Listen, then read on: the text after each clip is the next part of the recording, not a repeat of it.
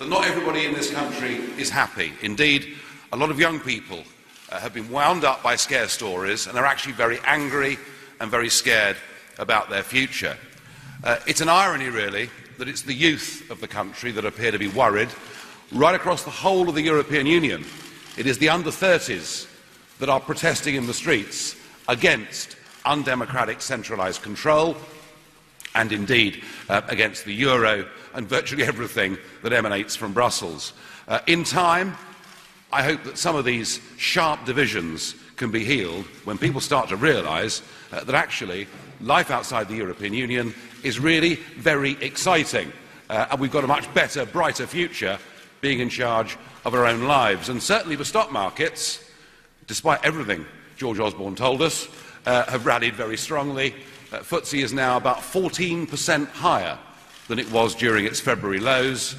And I think a great delight to see the number of Commonwealth countries rushing forward in a bidding war to be the first people to sign a free trade deal with an independent United Kingdom.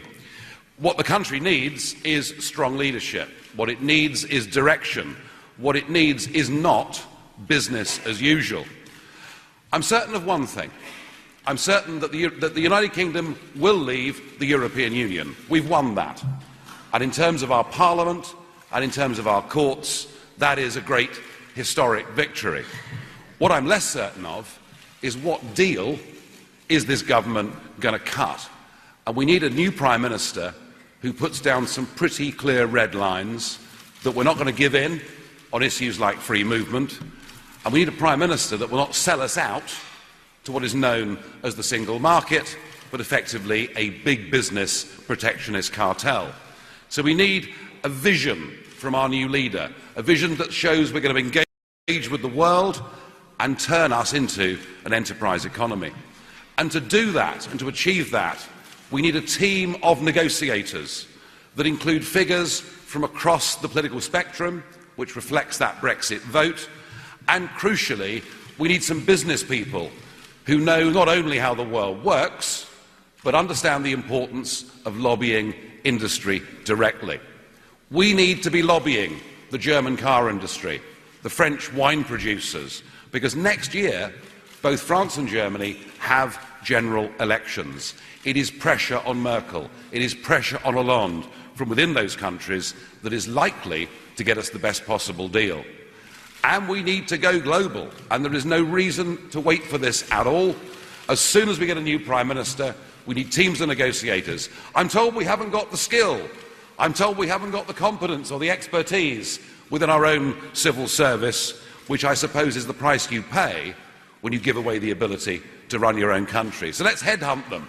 Let's get them in from Singapore or South Korea or Chile or Switzerland or any of these countries who've managed to achieve far more in terms of global trade deals than we have as part of a European Union.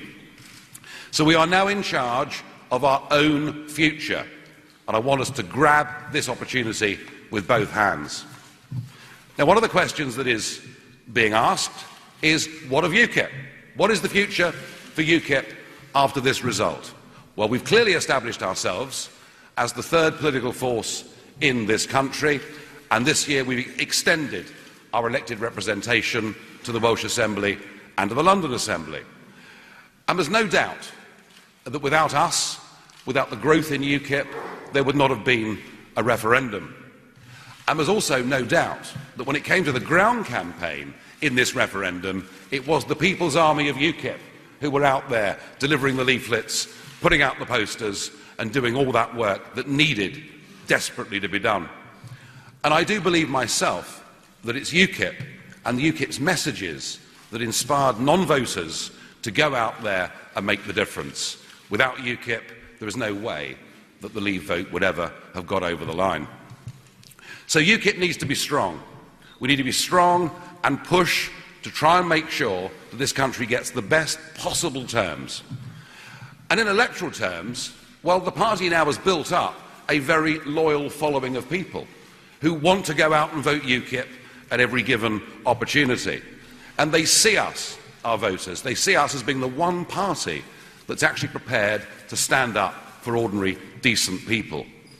I feel that the deeper the crisis in the Labour Party becomes, and there's certainly no signs of that going away, and the further the parliamentary Labour Party and the Labour leadership get away from their own voters, I feel perhaps that's where our greatest potential lies. UKIP right now is in a very sound financial position. I do believe we need some reform of its management structures. I think there's further professionalism that needs to be done. But the party is in a pretty good place, certainly compared to all the others. And if we do not get a satisfactory Brexit deal, that allied to the woes of the Labour Party and that groundswell of support that is there amongst UKIP loyalists, if we don't get a good Brexit deal, then in 2020, watch this space. And the other subject of speculation has been, what am I going to do?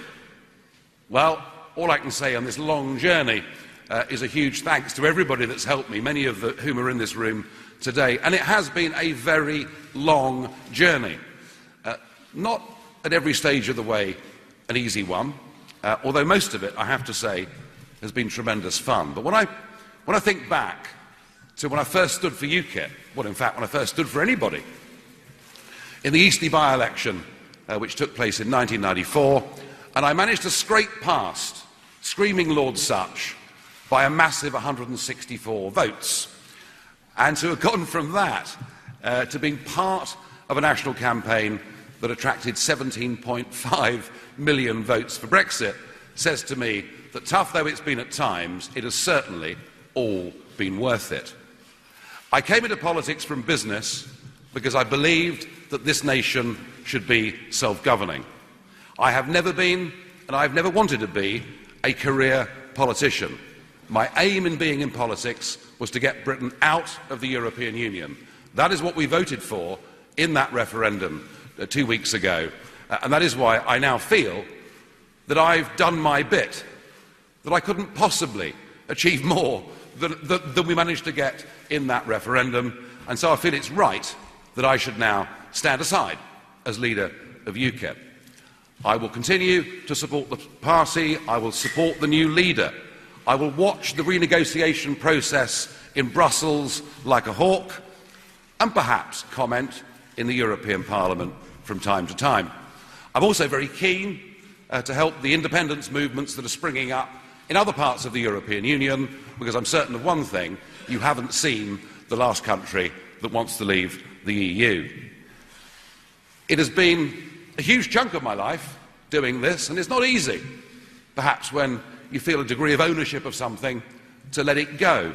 But it does come, as I say, at a cost, has come at a cost to me and perhaps to those around me. During the referendum campaign, I said, I want my country back.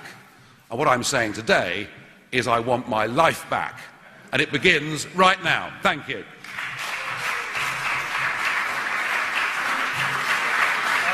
Nigel Farage, formerly the leader of UKIP. In the last minute or two, he has just said he has done his bit. He is standing down as leader of that party. It is right to stand aside. It sounded like it is effective from right now.